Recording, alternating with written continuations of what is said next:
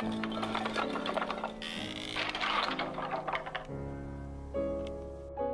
catou o caldo, nin probou outra cousa. Botouse na cama, a tremer e pedillo a sogra.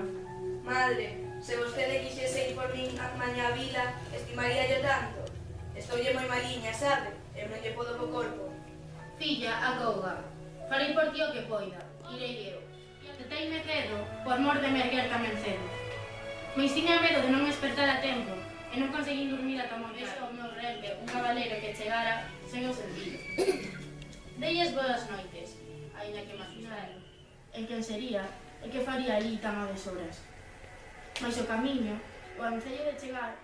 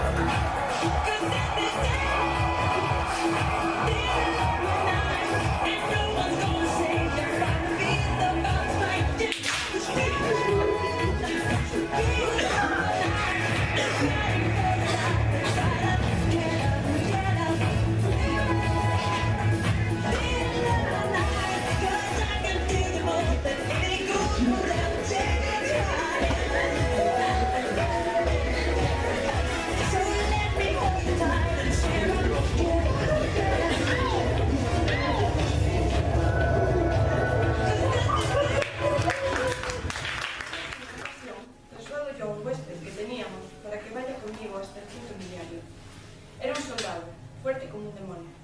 Nos largamos, más o menos al cantar el gallo. La luna lucía como si fuera mediodía.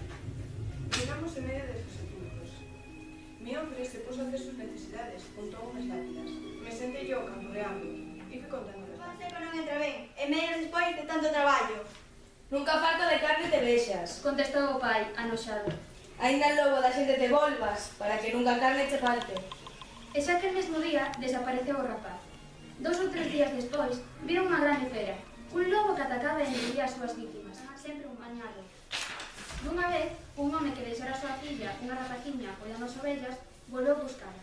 E viu un home que se preparaba para emborcallarse nunha posteira de vaca, sen dúbida, coa intención de transformarse en lobo e devorar a víctima. Cando lle aliviou aquilo, sentiu pisar no chan, na alfombra. Colleu tal medo que non se atreveu a prender a luz, pero, ao fin, a curiosidade do pisco bo día, colleu o camiño de igrexa sen ollar atrás. Se me pican non boto gota de sangue. E era un home que tiña andado a todas as horas da luz. Costume de botallar os defuntos, con hábito religioso e, como ben sabido, a súa alma foi destinada ao ceo, ao purgatorio ou ao inferno. Se a persoa foi mala e merece o inferno, o hábito é causa de moitos problemas. O veciño non se fiou, fixo ben, e quixo ganar tempo. Pois hoxe non vai poder ser. Aquela noite non houbo máis, pero a outra noite o morto volveu a presentar Vivía na mesma casa o matrimonio vello, a filla e o seu home, casados de día pouco. Os sogros, a sogra sobre todo, que tiña sona de bruxa na comarca, Non lle quería moi ben ao xenro e sempre andaba cismando para grave. A filla non lle comentou nada ao home do que pretendía a súa mai. O día seguinte, pola mañá, cando vía a súa mai sair pola chimenea da casa, preparouse. E sendo como era, na terra das filleiras, non sería ben visto que non lle dera, que podía morrer no camiño.